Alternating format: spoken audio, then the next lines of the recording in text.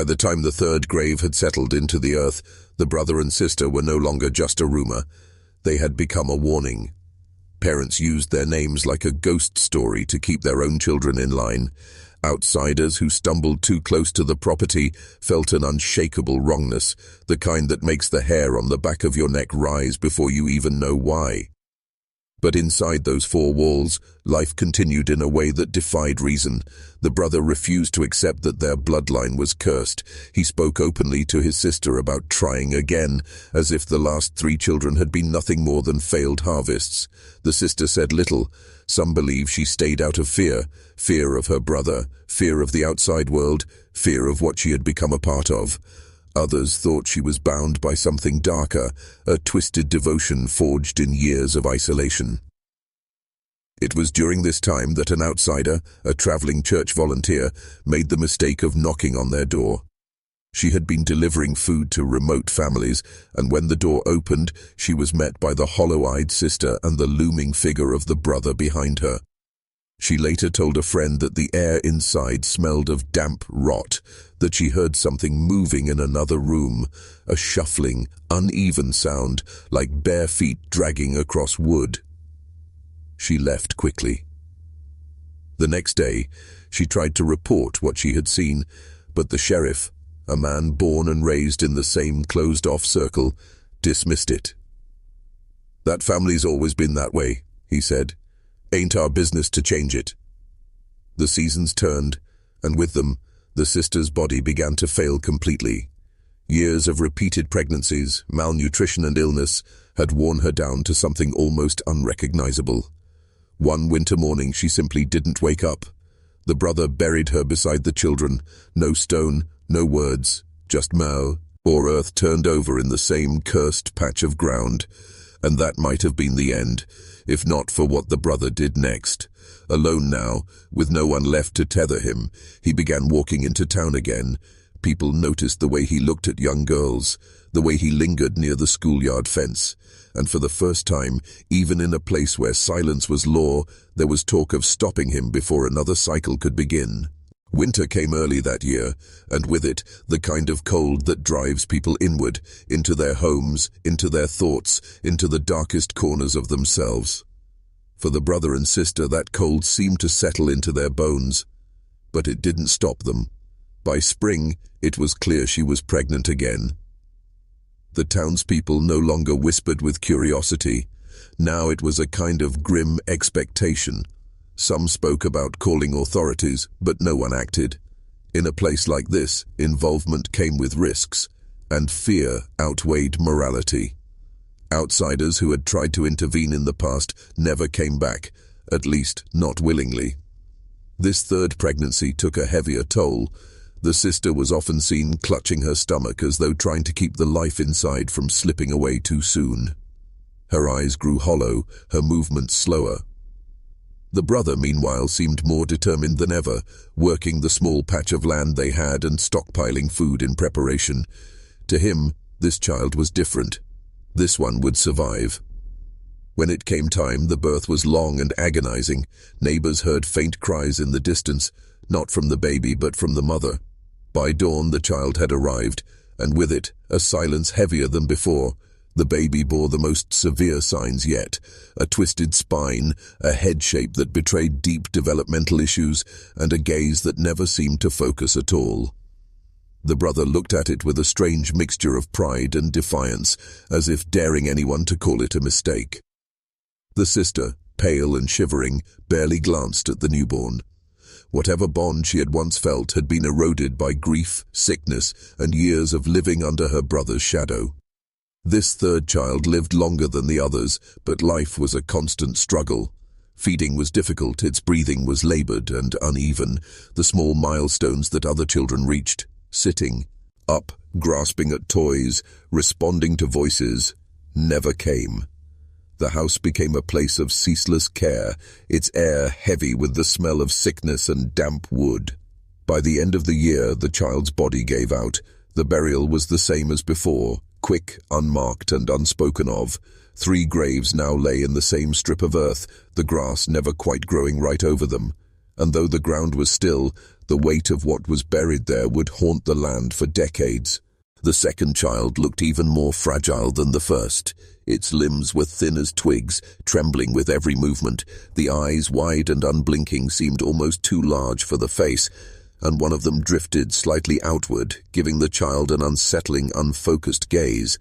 Its cries were faint, more like soft whimpers than the wails of a healthy newborn. People in town spoke of it in hushed tones, calling it the ghost baby, when they thought no one could hear. It wasn't that the child was pale, it was that it seemed to fade into whatever shadows it was placed in, as though its presence belonged more to another world than this one. The brother and sister withdrew even further. The curtains never opened. On rare occasions, when the baby was brought outside, it was swaddled so tightly that only a sliver of its face was visible, and even then, the sight was enough to unsettle anyone who caught it. By now, the family name had become a kind of curse in the area. Parents warned their children not to go near the property. Stories began to spread that went beyond reality, tales of strange noises at night, of animals wandering too close and never being seen again, of lights moving in the fields when there should have been none. These stories weren't entirely believed, but they weren't entirely dismissed either. Inside the house, the sister's health began to fail. She was thinner, weaker, her skin taking on the same ashen tone as her child's. She coughed often, the sound echoing through the cramped rooms. The brother tended to both of them with an intensity that was almost feverish, never allowing anyone else inside. Whether it was protection or control, no one could tell. One autumn evening, when the air was sharp with the smell of burning leaves, the baby fell silent. This time there was no frantic rocking in the chair, no long hours spent holding the cold body. The brother buried it quickly, without a word to anyone, in the same patch of earth as the first. If you're still watching, you're already braver than most. Tell us in the comments. What would you have done if this was your bloodline? But the story doesn't end with two graves, because what came next would ensure that the family's name would be spoken in whispers for generations. After the burial, the house fell into a kind of stillness that was more than just quiet. It was the stillness of something rotting behind closed doors, where the air feels heavy and the walls seem to lean inward. The brother and sister stopped speaking to almost everyone, save for the rare trip into town for supplies. Even then, they moved like shadows, slipping in and out before anyone could corner them with questions. But secrets have weight.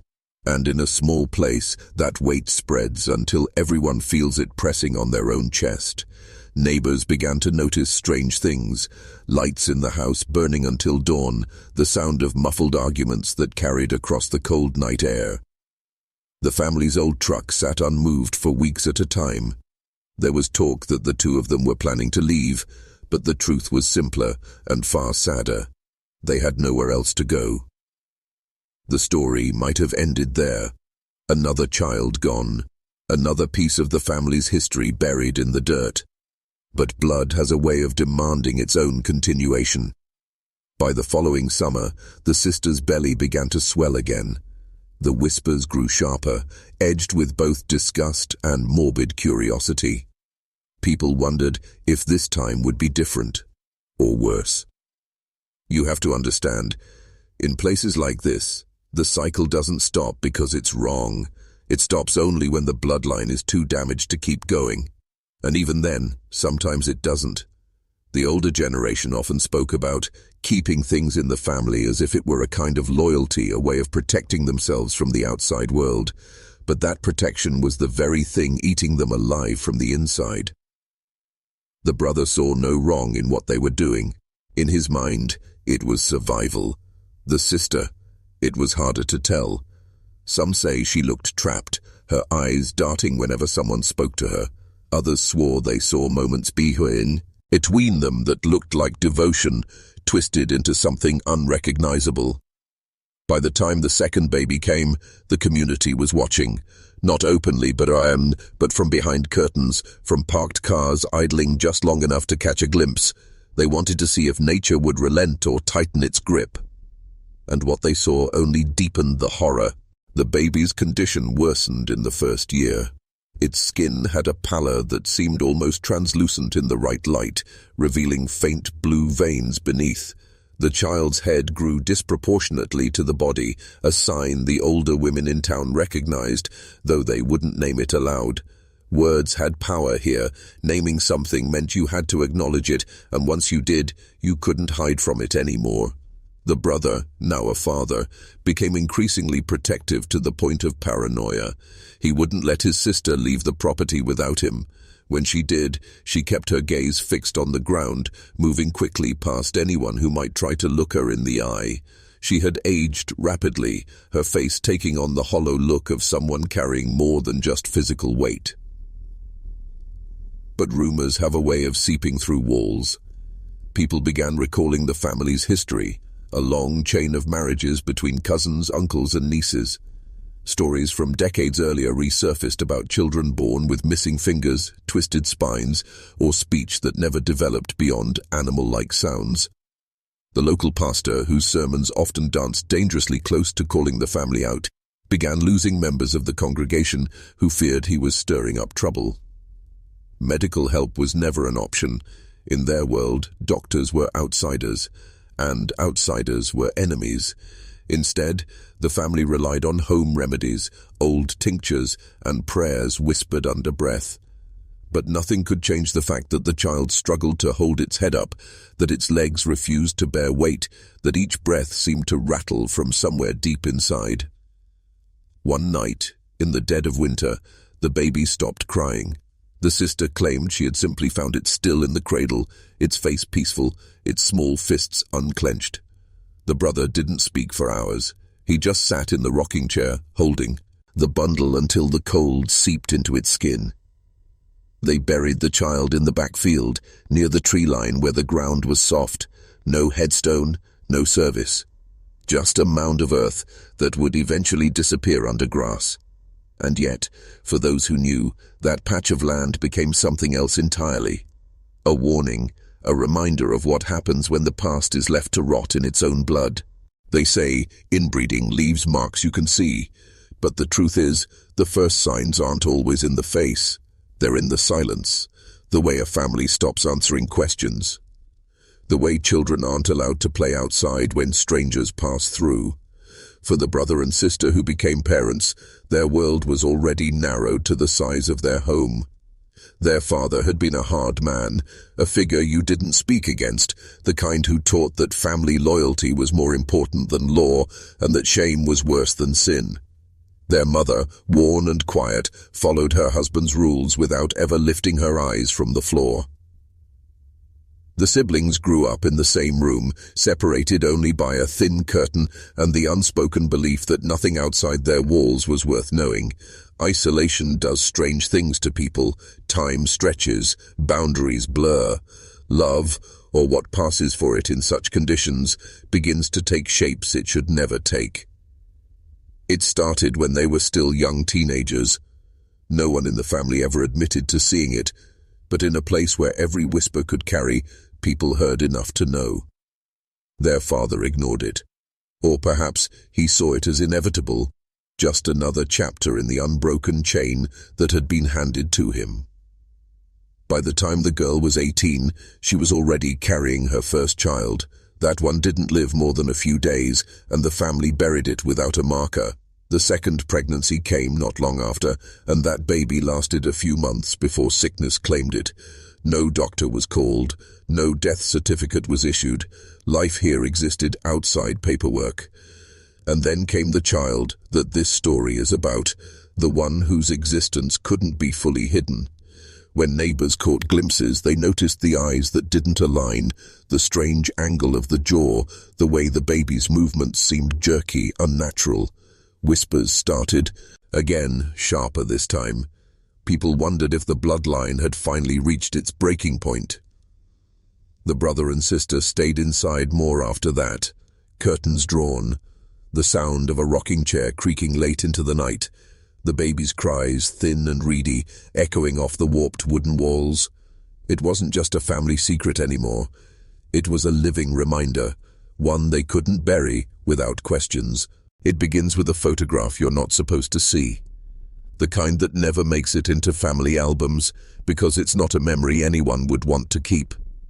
A pale infant, eyes half shut as though the light itself is too much to bear.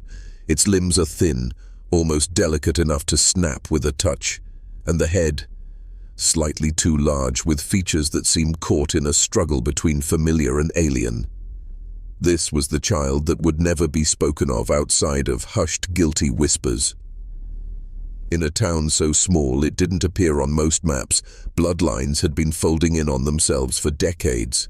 The local church stood tall, but its walls had heard confessions far darker than sin.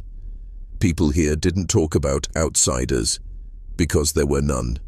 Everyone knew everyone's name, and everyone shared the same family names carved into their gravestones. The story of this baby starts with two people who should never have been together. A brother and a sister, bound by the same childhood, the same home, the same parents. They were raised under the same leaking roof, their days shaped by poverty and isolation, and yet somewhere in that closed-off world, the unthinkable happened. Not just once, not by accident. When the child was born, there was no celebration, no flowers, no visitors. Only the cold, muffled voices of a handful of relatives debating whether God had blessed them or cursed them. They swaddled the baby in an old quilt, one that had belonged to their grandmother, a woman whose face, if you looked closely enough, bore its own quiet deformities from generations of the same mistakes. You might think a story like this belongs to the past, to some distant century when people didn't know better. But this happened less than 40 years ago, in a place that still exists, with roads you could drive down today, though no one would welcome you. What's worse is that the baby wasn't the first, and it wouldn't be the last.